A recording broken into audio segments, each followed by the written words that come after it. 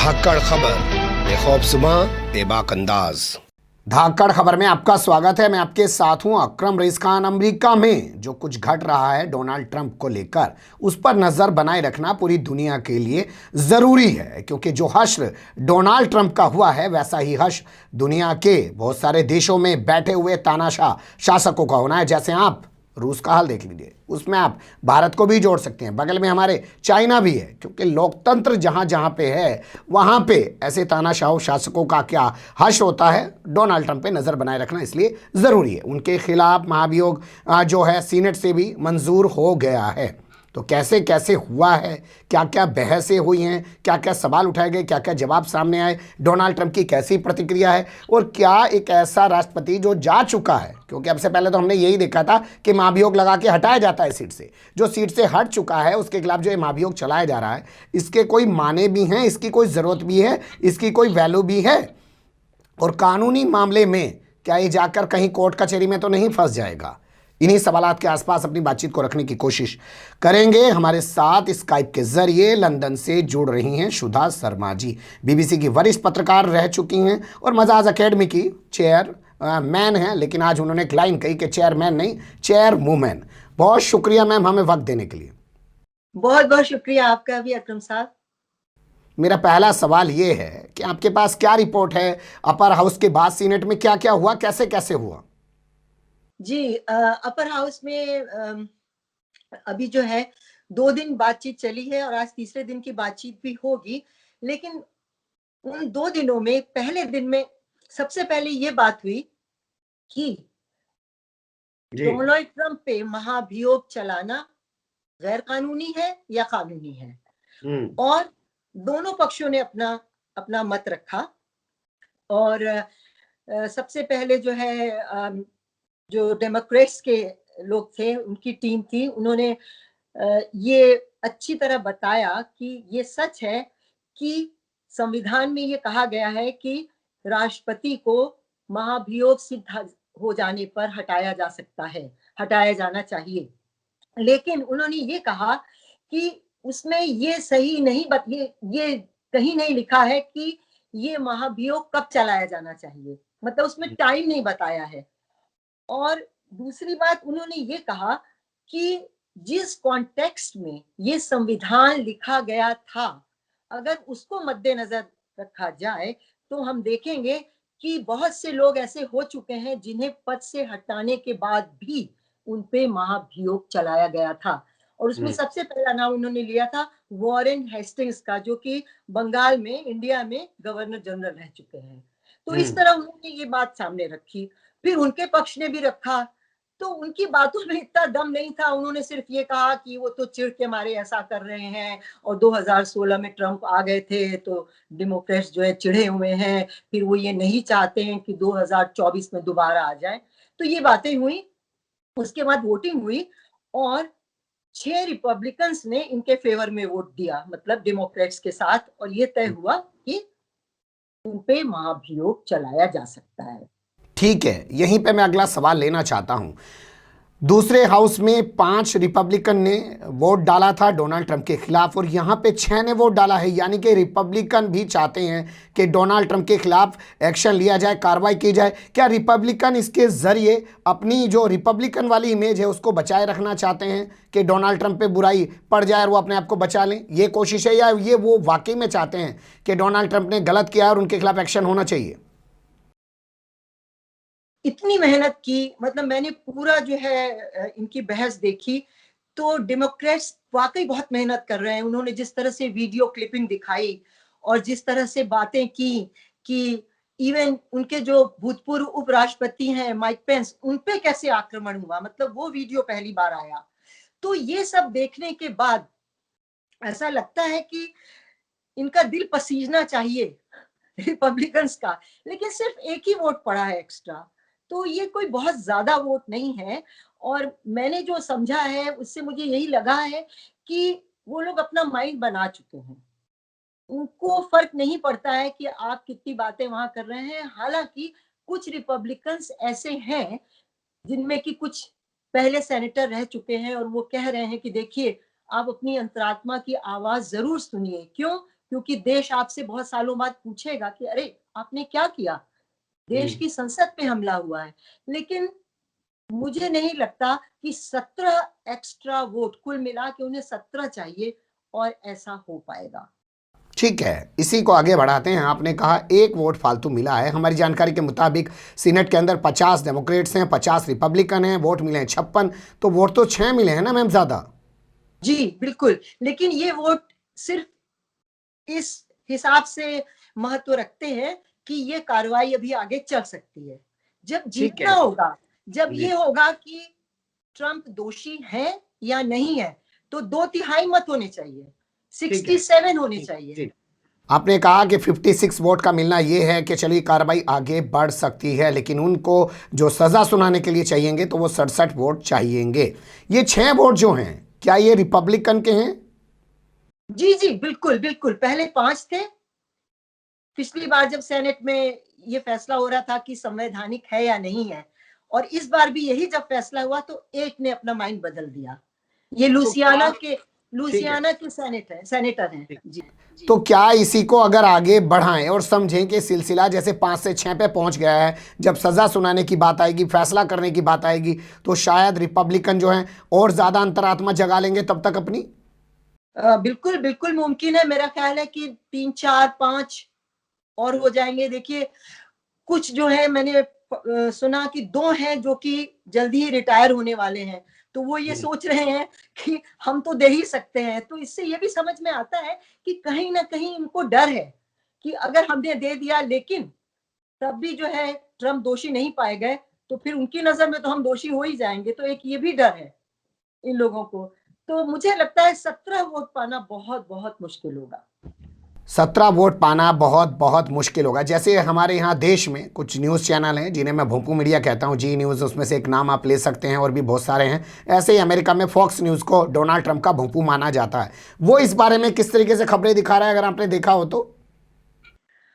वो दिखा तो रहे हैं कि ये हुआ, इस तरह से जो मतलब जो भी कार्रवाई हो रही है वो तो उन्हें दिखानी ही है, लेकिन उसमें उनकी जो टीका टिप्पणी है उस पे ज्यादा जोर इसी बात पे है कि मतलब इसमें तो कोई बात है नहीं, उन्होंने थोड़ी भड़काया, वो तो अपने आप भड़क गए, वो तो अलग से ट्वीट कर रहे थे। इस तरह की बातें दिखाई जा रही हैं कि वो तो ट्वीट कर रहे थे, वो तो अपना फ्रीडम ऑफ एक्सप्रेशन जो है वो एक्सप्रेस कर रहे थे, पर ऐसा कुछ नहीं है कि उन्होंने भड़काया है।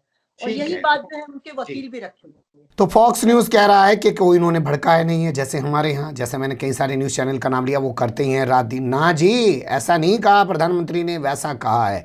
अब बात कर लेते हैं डोनाल्ड ट्रंप का क्या रिएक्शन है, क्योंकि उनके खिलाफ कार्रवाई तो शुरू हो चुकी है। उनका क्या रिएक्शन है जी?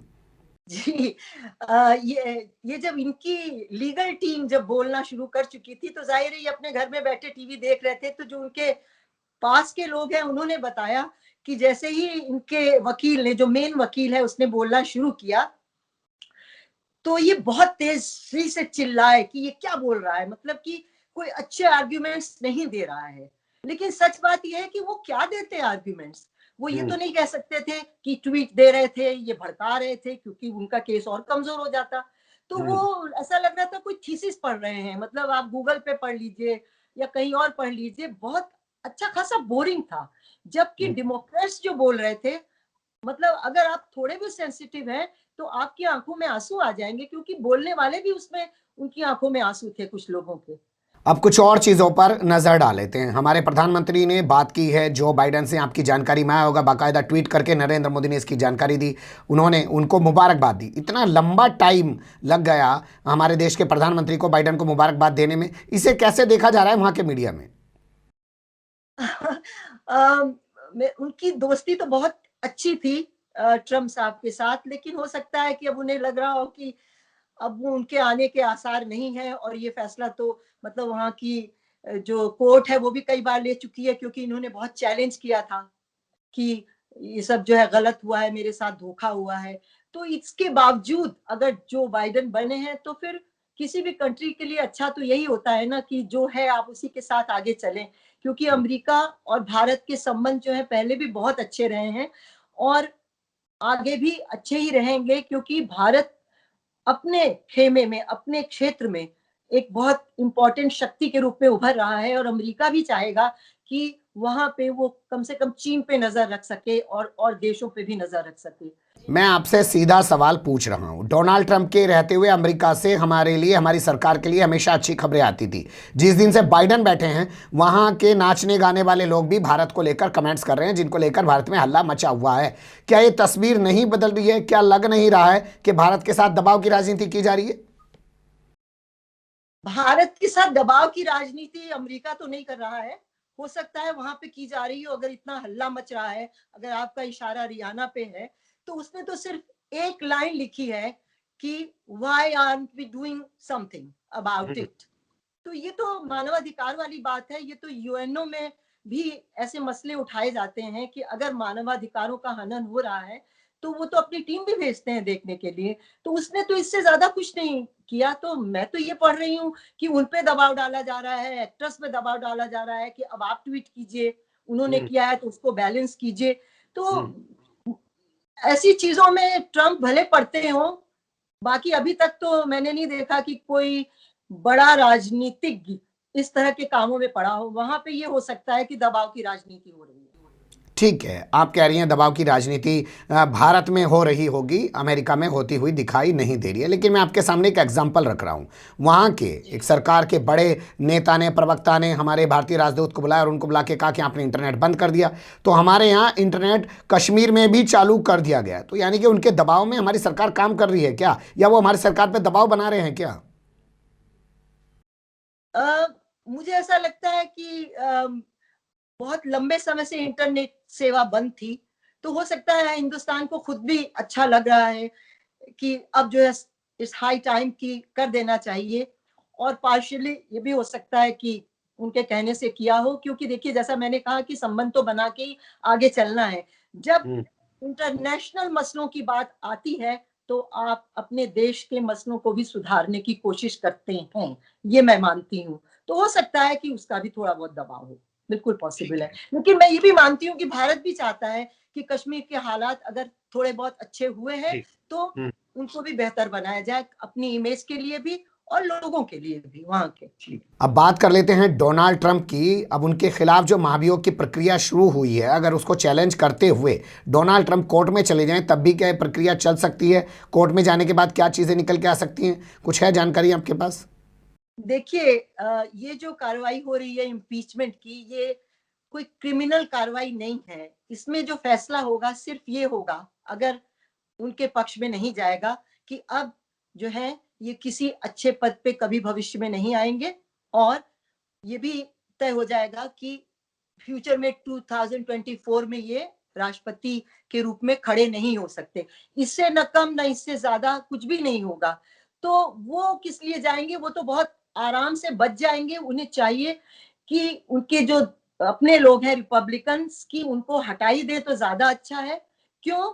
क्योंकि अगर ऐसा नहीं हुआ तो बाइडेन के पास बहुत सी चीजें हैं जो काम में ला सकते हैं। वो खुद जा सकते हैं। डेमोक्रेट्स जाएंगे कि भाई देखिए इन्होंने तो लोगों को भड़काया, इन्होंने तो हमला करवाया। उनके वीडियोस हैं। माइक पेंस उपराष्ट्रपति भाग रहे हैं अपने परिवार के साथ सेफ्टी के लिए और लोग आक्रमण कर रहे हैं। तो इस तरह की कई चीजें हैं। फिर उन्होंने जो है एक इलेक्टोरल ऑफिसर से ट्रंप ने ये कहा था कि भाई जल्दी से आप कुछ कीजिए, 1180 वोट चाहिए मुझे, ये जो आपने मतदान किए थे, मतगणना गलत हुई थी, इसको ठीक कीजिए। जबकि वहां के ऑफिसर ने कहा नथिंग रॉन्ग। तो इन पर तो बहुत से केस बनते हैं। तो डेमोक्रेट्स जा सकते हैं। लेकिन हैविंग सेड दैट, बाइडेन ऐसा नहीं करेंगे, ये मैं मानती हूँ। उसकी वजह यह है कि अगर उन्होंने ऐसा किया तो लोग सब भूल जाएंगे कि उन्होंने क्या किया था। वो कहेंगे देखो बदला ले रहा है भाई, अब इस तरह से तंग कर रहा है। लेकिन मैं ये मानती हूँ कि उनपे वैसे भी बहुत केसेस बनेंगे। इन्होंने कोई पिछले 8-9 सालों से करोड़ों डॉलर्स का जो है टैक्स बचाया है और वो लोग पीछे पड़े हुए हैं इनके। तो उसमें इनको जेल होने के चांसेस हैं। तो इनका रास्ता जो है वैसे ही बहुत मुश्किल है। और मुझे लगता है इसीलिए वो चाहते हैं कि राष्ट्रपति बन जाए। और इस बीच में जो है अगर किसी वजह से जो है मतलब ये बच तो जाएंगे ही, जैसा मैंने कहा, तो ये जो है डिमॉन्स्ट्रेशंस करवाते रहेंगे, लोगों को भड़काते रहेंगे, अपना दबाव बनाए रहेंगे और फिर वापस आ जाएंगे। तो ये इनकी मुझे टैक्टिस लग रही है। जी, बहुत शुक्रिया। आपने बहुत बारीकी से तमाम रणनीति पर रोशनी डालने की कोशिश की और ये तक बताया कि डोनाल्ड ट्रंप अभी क्या क्या कर सकते हैं और रिपब्लिकन भी क्या कर सकते हैं। उनसे पीछा छुड़ा लें और अपनी जान बचा लें, उनकी भी बच जाए। और कुछ ऐसा भी हो सकता है कि उनको बाहर निकाल देंगे तो राष्ट्रपति का कोई नया चेहरा जो पहले से रिपब्लिकन के अंदर घूम रहा होगा उसे भी मौका मिल जाएगा कि डोनाल्ड ट्रंप इसी बहाने साइड हो गए। बने रहिएगा धाकड़ खबर के साथ। फिर ऐसे ही किसी सुलगते हुए या उलझते मुद्दे लेकर हम आपके सामने होंगे हाजिर। फिलहाल अभी हमें दें इजाज़त।